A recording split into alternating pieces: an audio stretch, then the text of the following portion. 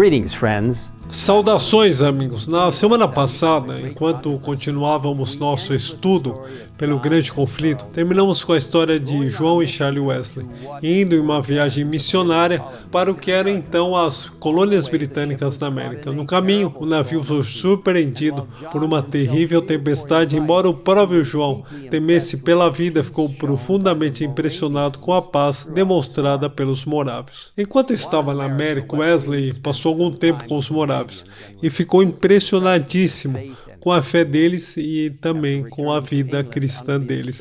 Depois de retornar à Inglaterra, sob a instrução de um pregador da Morávia, Wesley obteve uma compreensão mais clara da fé bíblica. Nós lemos o seguinte no Grande Conflito, que ele ficou convencido de que deveria renunciar a toda a confiança em suas próprias obras para a salvação, que lhe cumpria confiar inteiramente no Cordeiro de Deus que tira o pecado do mundo. Uma vez que ele aceitou a Cristo pela fé, a fé e a compreensão de Wesley continuaram a crescer, e o coração dele queimou com o desejo de espalhar por toda parte o que descobriu ser a verdade. A fé dele agora e também a vida eram equilibradas. A graça de Deus em Cristo é o fundamento da esperança do cristão, escreve Ellen White.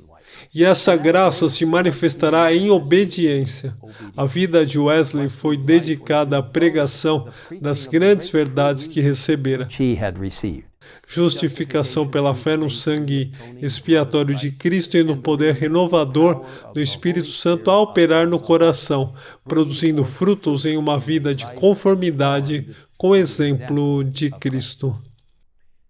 Infelizmente, porém, a mensagem da justificação, juntamente com uma vida transformada pelo Espírito Santo, não foi bem recebida por muitos. Na universidade onde estudaram os irmãos Wesley, foram alvo de escárnio e também vergonha. Eles e os poucos que simpatizavam com eles eram desdenhosamente chamados de metodistas por seus colegas estudantes. Esse nome, no entanto, que foi dado pela primeira vez com desprezo, tornou-se o nome de uma das maiores denominações protestantes da Inglaterra e América. Wesley não tinha intenção de formar uma nova denominação, mas enquanto pregava, milhares foram convertidos por sua mensagem claramente bíblica. Infelizmente, porém, os líderes da igreja estabelecida não estavam abertos a esta mensagem e fecharam as portas contra ela. Multidões se levantaram contra os Wesleys, e muitas vezes eles escaparam da morte apenas por meio de milagres de Deus. John Wesley explicou como em uma dessas ocasiões ele viu a intervenção direta de Deus. Muitos se esforçaram por atirar-me ao chão, enquanto por um caminho escorregadio descíamos uma colina para a cidade, disse. Mas não tropecei absolutamente, nem sequer sofri a mínima escorregadela, até que fiquei inteiramente fora de seu alcance. Ele continuou.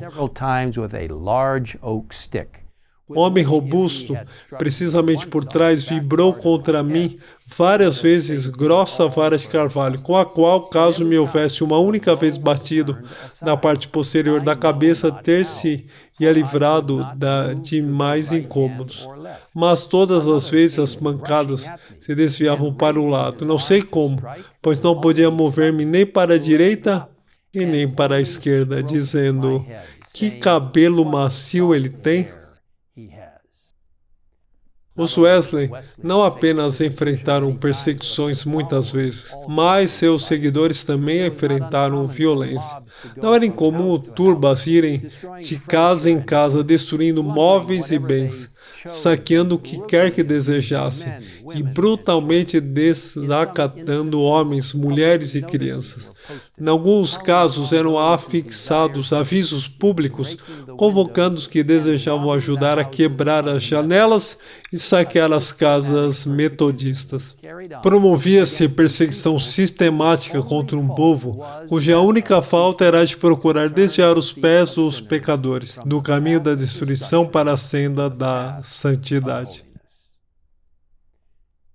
E vimos ao longo da história que, embora os seguidores de Deus frequentemente enfrentem perseguições, a verdade de Deus continua avançando e não pode ser detida. Por mais de 50 anos, John Wesley continuou a realizar fielmente a obra que Deus lhe deu, pregando o Evangelho da graça de Deus e engrandecendo a lei de Deus. No final da longa vida de Wesley, aos 87 anos, os seus seguidores somavam mais de 500 mil de pessoas. Em Efésios capítulo 4, versículos 1 e 2, somos encorajados. Por isso eu, o prisioneiro no Senhor, peço que vocês vivam de maneira digna da vocação a que foram chamados, com toda humildade e mansidão, com longanimidade, suportando uns aos outros. Hoje, Deus está nos chamando para seguir a verdade que Ele revelou por meio de Sua palavra, deixando o mundo conhecer Sua maravilhosa graça e poder para nos ajudar a viver de uma maneira que agrada a Ele. Vamos orar juntos agora. Pai Celestial, obrigado pelo maravilhoso conselho e instrução na Palavra de Deus, que nos ajuda a entender que somos salvos pela graça, somos justificados pelo sangue de Jesus e santificados pela habitação do Espírito Santo, ajudando-nos dia após dia a seguir os seus passos. Senhor, abençoa enquanto aprendemos todos os dias como ser verdadeiros seguidores de Jesus Cristo. Obrigado pela Palavra de Deus e por aqueles que partiram antes para preparar o caminho para aprender como viver uma vida piedosa por meio do poder do Espírito Santo. Em nome de Jesus nós pedimos. Amém. Amen.